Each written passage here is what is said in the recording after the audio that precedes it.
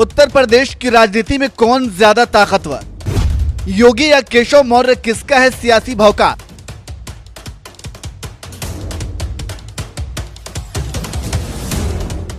लोकसभा चुनाव भी हो गए, लगातार तीसरी बार बीजेपी सरकार भी बन गई और नरेंद्र मोदी प्रधानमंत्री भी बन गए। लेकिन इसके बावजूद उत्तर प्रदेश में 33 सीटें आने के बाद जो विवाद शुरू हुआ है वो विवाद है कि थमने का नाम ही नहीं ले रहा है। ये विवाद तो अब इस स्तर पर पहुंच गया है कि लोग यहां तक कहने लगे हैं कि डिप्टी सीएम केशव प्रसाद मौर्य ने योगी सरकार के खिलाफ बगावत कर दी है और जल्द ही योगी को सत्ता से भी हटाया जा सकता है।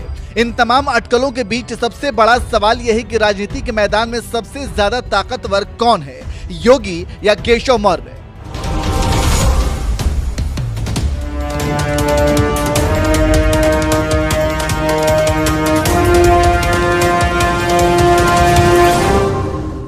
साल 2014 और साल 2019 के लोकसभा चुनाव में जिस उत्तर प्रदेश ने बीजेपी को कभी 70 से ज्यादा तो कभी 60 से ज्यादा सीटें दी, उसी उत्तर प्रदेश ने इस बार बीजेपी को 33 सीटों पर ही समेट दिया। और अब इस हार के बाद योगी और केशव मौर्य के बीच कथित विवाद की खबरें आने लगी। तो वही बात जब राजनीति के मैदान में सबसे ज्यादा ताकतवर नेता की बात आती है तो आपको बता दें, इसी साल जब लोकसभा चुनाव हुआ तो योगी आदित्यनाथ के कर्मभूमि गोरखपुर में बीजेपी ने जीत हासिल की। तो यहां तक कि गोरखपुर के आसपास की महाराजगंज, देवरिया, कुशीनगर और बांसगांव लोकसभा सीट पर भी बीजेपी ने जीत का भगवा गाड़ दिया। तो वहीं जिस कौशाम्बी जिले में केशव प्रसाद मौर्य ने जन्म लिया, उस कौशाम्बी लोकसभा सीट पर बीजेपी इस बार बुरी तरह से चुनाव हार गई। इतना ही नहीं, कौशाम्बी के आसपास की प्रयागराज और प्रतापगढ़ लोकसभा सीट पर भी बीजेपी को बुरी तरह हार का सामना करना पड़ा।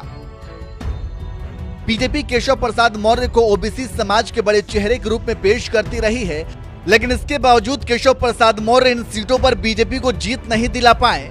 बात यही खत्म नहीं होती। 2 साल पहले यूपी में जब विधानसभा चुनाव हो रहा था, उस वक्त केशव प्रसाद मौर्य अपने घर यानी सिराथू सीट से विधायकी का चुनाव लड़ रहे थे और जब चुनावी नतीजे आए तो केशव मौर्य अपने घर में ही चुनाव हार गए। जबकि दूसरी तरफ सीएम योगी आदित्यनाथ अपनी कर्मभूमि गोरखपुर में विधायकी का चुनाव लड़े और 1 लाख से भी ज्यादा वोटों से जीत हासिल की। इसी बात से समझ सकते हैं कि चुनावी मैदान में योगी और केशव मौर्य में कौन सबसे आगे है।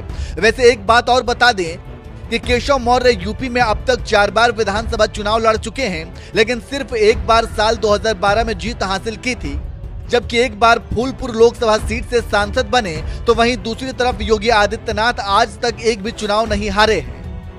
1998 से 2014 तक लगातार 5 बार गोरखपुर लोकसभा सीट से सांसद रहे।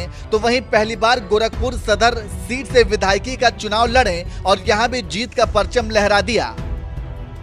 इतना ही नहीं, साल 2017 में भले ही योगी आदित्यनाथ को अचानक मुख्यमंत्री बना दिया गया हो, लेकिन अगले 5 सालों में अपनी सरकार के काम के दम पर योगी ने साल 2022 के विधानसभा चुनाव में बीजेपी को लगातार दूसरी बार पूर्ण बहुमत के साथ सत्ता भी दिलाई और सबसे बड़ी परीक्षा में खुद को साबित करके दिखाया।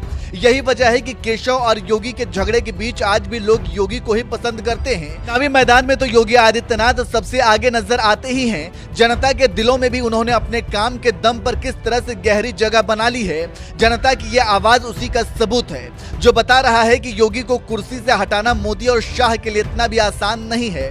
तो फिर भला केशव प्रसाद मौर्य कैसे योगी को रिप्लेस कर सकते हैं? वैसे आपको क्या लगता है, क्या योगी को कुर्सी से हटाकर केशव प्रसाद मौर्य को यूपी का मुख्यमंत्री बना दिया जाना चाहिए? अपनी राय हमें कमेंट करके जरूर बताएं।